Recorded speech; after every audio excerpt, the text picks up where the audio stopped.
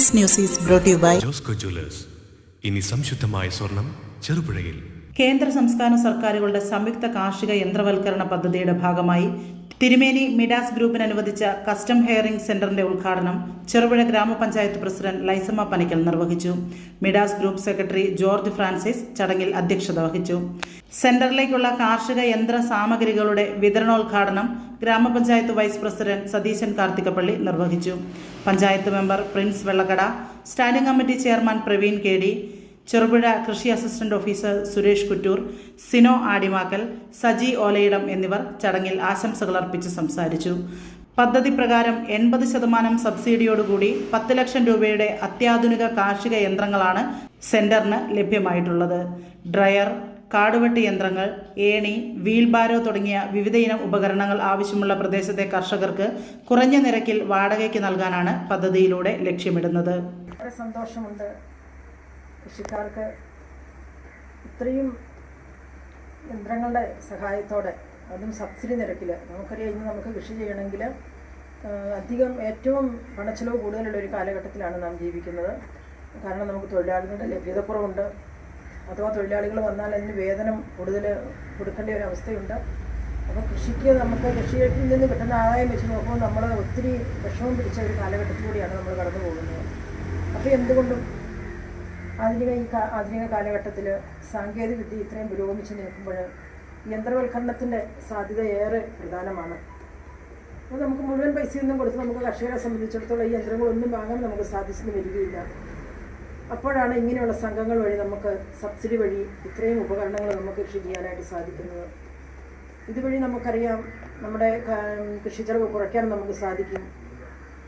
തൊഴിലാളികളുടെ ലഭ്യതക്കുറവിന് ഒരു പരിഹാരമാകും.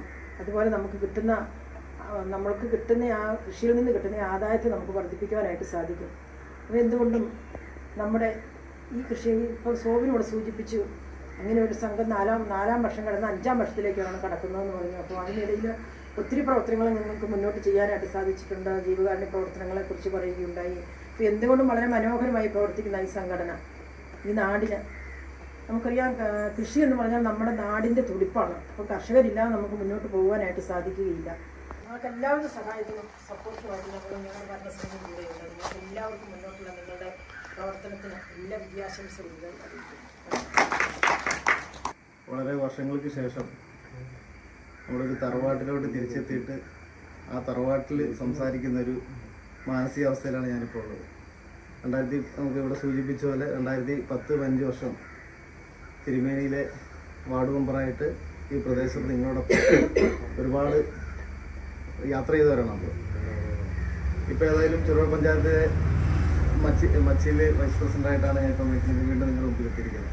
അതിൽ അന്ന് മുതൽ ഇന്ന് വരെ എനിക്കറിയാം ഇതിൻ്റെ മിഡാസിൻ്റെ പ്രവർത്തനവും നമ്മുടെ സഹപ്രവർത്തകരുടെ ഏത് മേഖലയിൽ ഏതൊക്കെ രീതിയിലാണ് വർക്ക് ചെയ്ത് വരുന്നത്.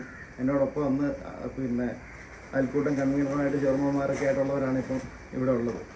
ഇപ്പം കാർഷിക മേഖലയിൽ തന്നെ അന്ന് മുതൽ ഇന്ന് വരെ പ്രവർത്തിക്കുന്ന ആൾക്കാരെന്ന നിലയിൽ ഇത്തരം പദ്ധതികൾ ഇവിടെ കൊണ്ടുവരാൻ എനിക്കൊന്ന്, പ്രത്യേകിച്ച് നമ്മുടെ പ്രിൻസ് വെള്ളക്കടയും സോബിനൊക്കെ വളരെ ചെറുപ്പക്കാരായിട്ട് തന്നെ ഇത്തരം പദ്ധതികൾ, സ്മാം പദ്ധതിയോടെ സൂചിപ്പിച്ചല്ല, കാർഷിക ക്ഷേമ മന്ത്രാലയത്തിൻ്റെ കീഴിലുള്ള ഈ പദ്ധതി 2015 നമ്മൾ ഇന്ത്യയിൽ തന്നെ ഈ പദ്ധതി ആരംഭിച്ചത്. വളരെ ചുരുങ്ങിയ സമയം തന്നെ നമ്മുടെ ഈ മലയോര മേഖലയിലോട്ട് ഇത്തരം ഒരു സൊസൈറ്റി രൂപീകരിക്കുകയും കേന്ദ്ര സർക്കാരിൻ്റെ വിവിധ പദ്ധതികൾ നമ്മുടെ നാട്ടിലോട്ട് കൊണ്ടുവരാൻ കഴിയുകയൊക്കെ ചെയ്ത ഈ ചെറുപ്പക്കാരെ ഞാൻ ആദ്യമായിട്ട് അഭിനന്ദിക്കുകയാണ്. ഈ മിഡാസിൻ്റെ ഈ സഹപ്രവർത്തകരെ ആദ്യമായിട്ട് അഭിനന്ദിക്കുകയാണ്. കാർഷിക മേഖലയ്ക്കകത്ത് ഇപ്പോൾ ഇതുപോലുള്ള യന്ത്രങ്ങൾ, കാർഷിക ഉപകരണങ്ങളൊക്കെ ഇതുപോലെ മറ്റു പദ്ധതികൾ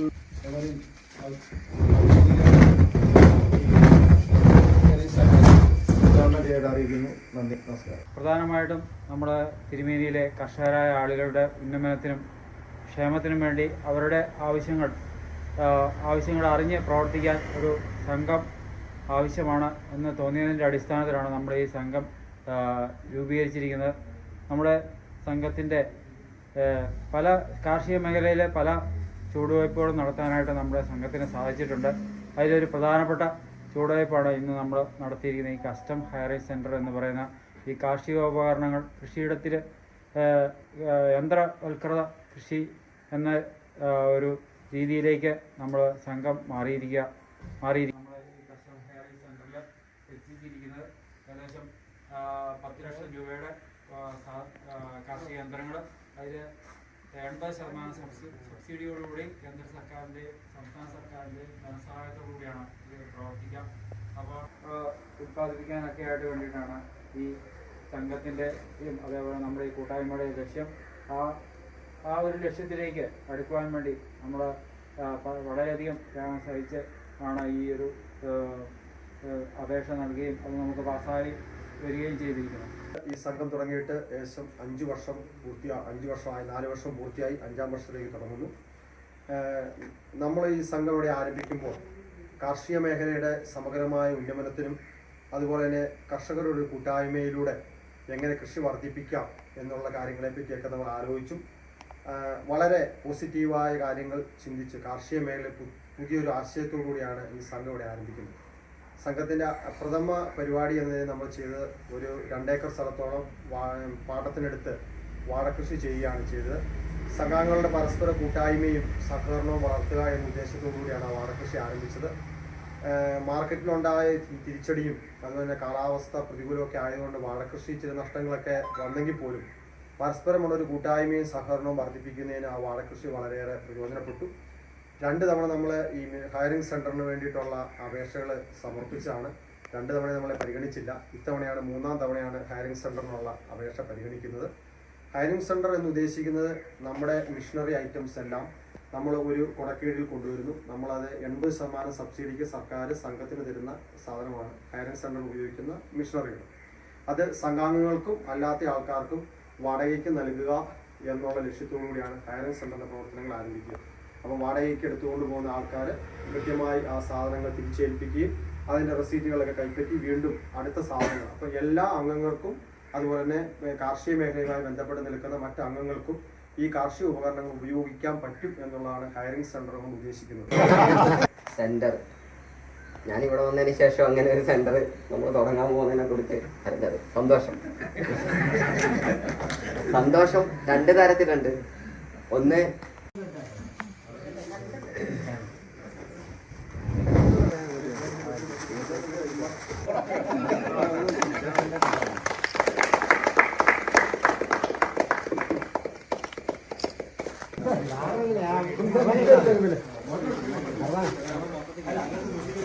എല്ലാം കൂടെ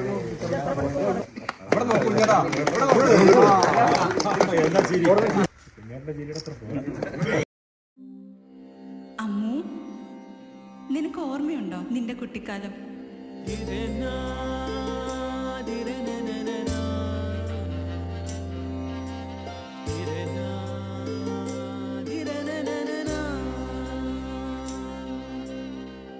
നിന്റെ കളിയും ചിരിയും കുസൃതിയും പിന്നെ നിന്റെ ആ കുട്ടിച്ചോദ്യവും. ഇതെനിക്ക് തരുമോ?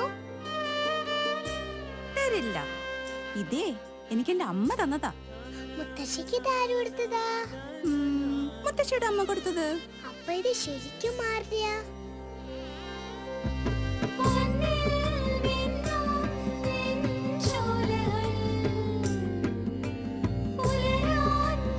ഇതെനിക്ക് തരുവോ?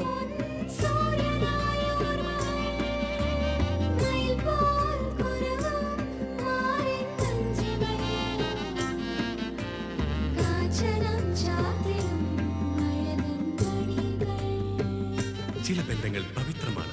കണ്ണും നിറയും മനസ്സും നിറയും. സ്വന്തം ജോസ്കോ ജ്വല്ലേഴ്സ്. ഇനി സംശുദ്ധമായ സ്വർണം ചെറുപുഴയിൽ.